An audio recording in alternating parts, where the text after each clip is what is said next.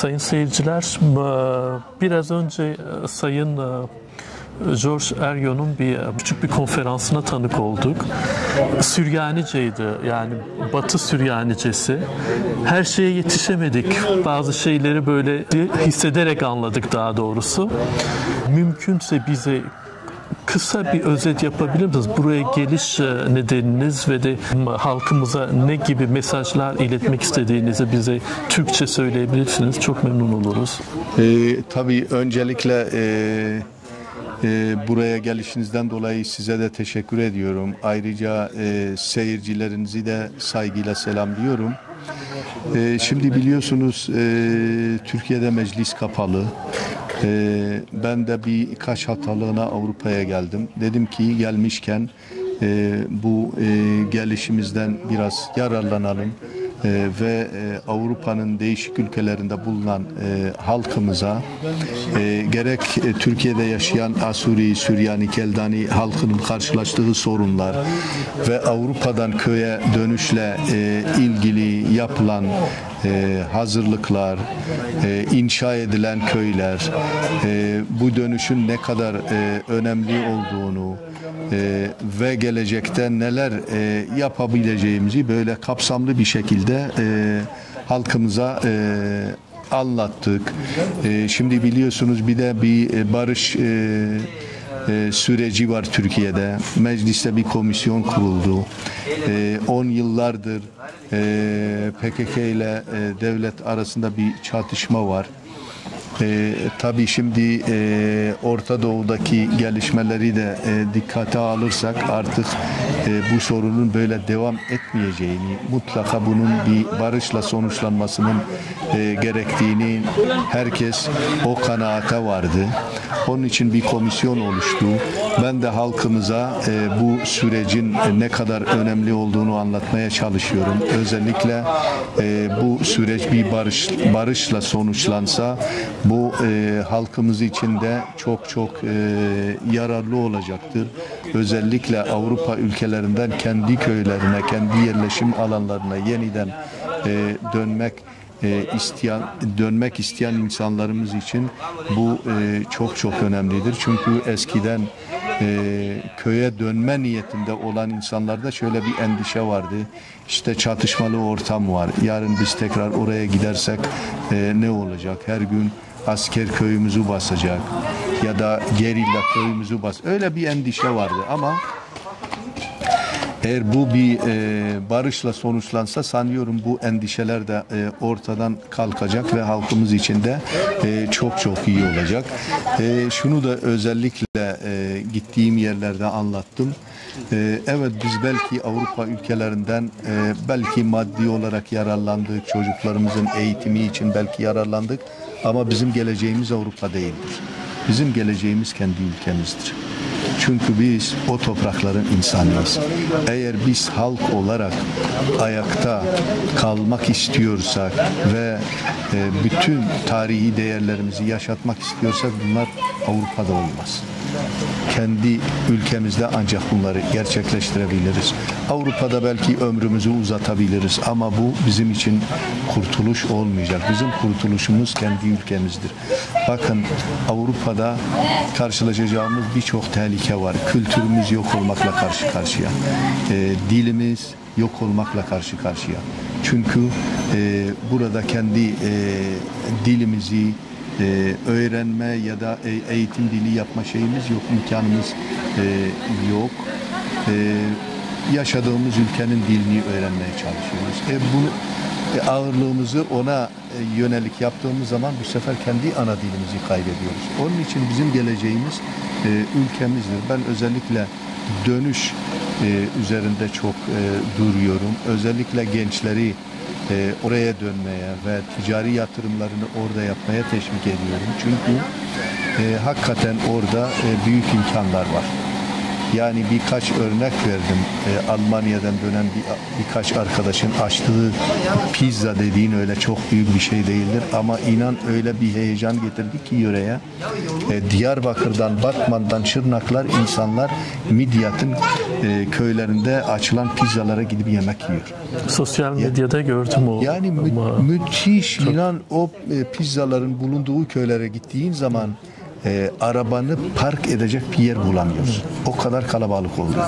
Bu basit bir örnek tabii. Şimdi buradaki gençler oraya gelip daha değişik, daha büyük yatırımlar yaptıkları zaman bu çok çok cazip gelecek onlar için.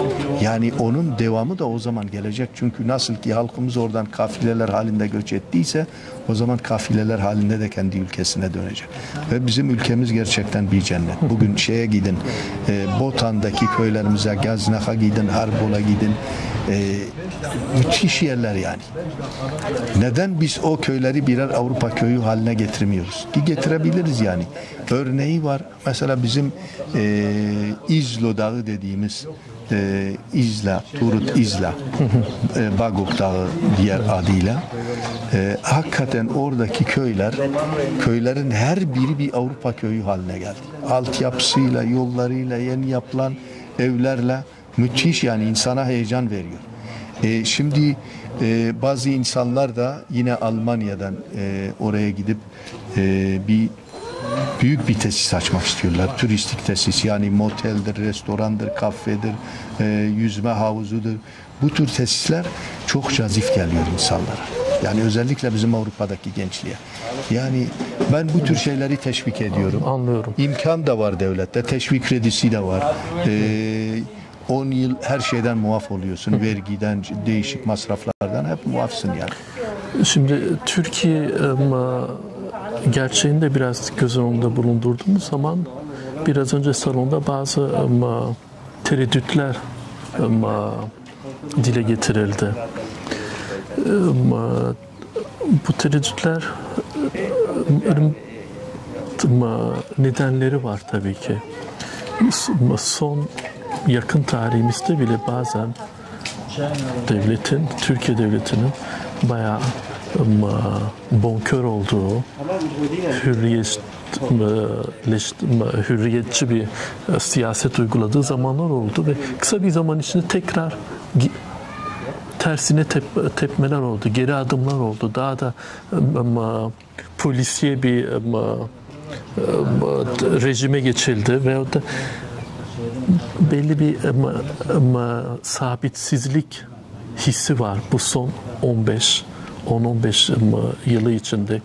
Yani umut dolu bazı dönemler oldu 2000 yıllarında, sonra o 2013-2015 dönemleri oldu. Hatta şiddetler yaşandı o bölgede. Peki gelecek için kurumsal bir değişiklik var mı? Veyahut da zihinsel bir değişiklik var mı şu anki Türkiye kadrolarında? Geleceğe daha güvenle bakabileceğimiz için. Anladım. Şimdi haklısınız tabii, bu son geçtiğimiz 10-15 yıl hakikaten çok kötü dönemler geçti Türkiye'de. Yani her kesimden insanlar büyük zarar gördüler. Ama bu işin böyle yürümeyeceğini artık devlet de gördü. Ve bu barış sürecinin yeniden başlaması bir devlet aklıdır. Yani bir kişinin ve bir cumhurbaşkanının, bir siyasi partinin değil. Devlet aklı artık bu işin böyle yürümeyeceğini biliyor. Bir örnek vereyim. Geçenlerde, yani bu şeyden önce, bu barış sürecinin başlamasından önce İngiltere'de bir şirket Türkiye'deki ekonomik durumu ele aldı ve dediler ki 45 yıldır PKK ile Türkiye arasındaki savaştan dolayı Türkiye bugüne kadar 3500 milyar dolar para harcadı. 3,5 trilyon. Düşünebiliyor musun? Yani bütün bu para ekonomiye katılmış olsaydı bugün Türkiye'nin durumu Fransa'dakinden daha iyi olurdu. Onun için devlet aklı artık bu işin böyle yürümeyeceğini, onun için yeni bir süreç başlıyor. Ve bu süreçten ben umutluyum. Mutlaka sonucu iyi olacaktır. Yani Türkiye'nin başka bir yolu kalmadı. Eğer gerçekten ekonominin düzelmesini istiyorsa ve bölgede bir güç olmak istiyorsa her şeyden önce Türkiye'de bir Kürt meselesi var. Bu meseleyi ele alması lazım, çözmesi lazım. Bu meseleyi çözmediği sürece Türkiye'ye ne demokrasi gelir ne ekonomisi düzelir. Bu böyle. Onun için devlet aklı bu kanaate vardı. Ben umutluyum şahsen. Umarız biz de dileğimiz bu yönde. Bir de şu var. Zaman zaman biz yani Süryani halkı Kürt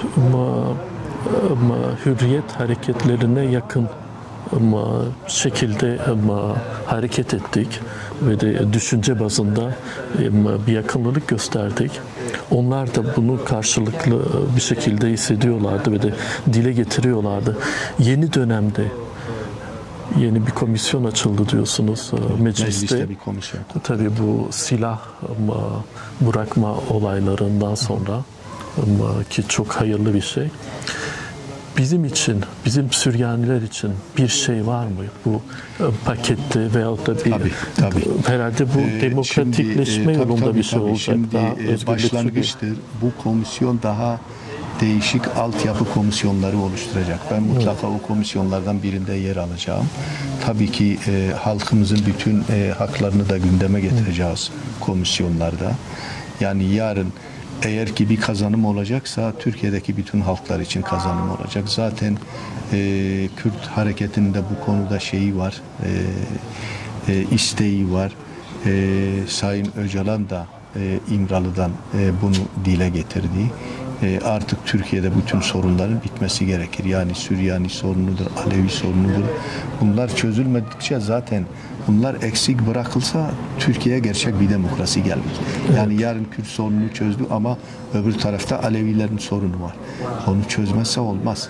Diğer tarafta Süryanilerin sorunları var. O sorunları da bir çözüme kavuşturmaları gerekir yani. Evet biz belki potansiyel bir tehlike değiliz ülke için ama bizim de bir dilimiz var, kültürümüz var.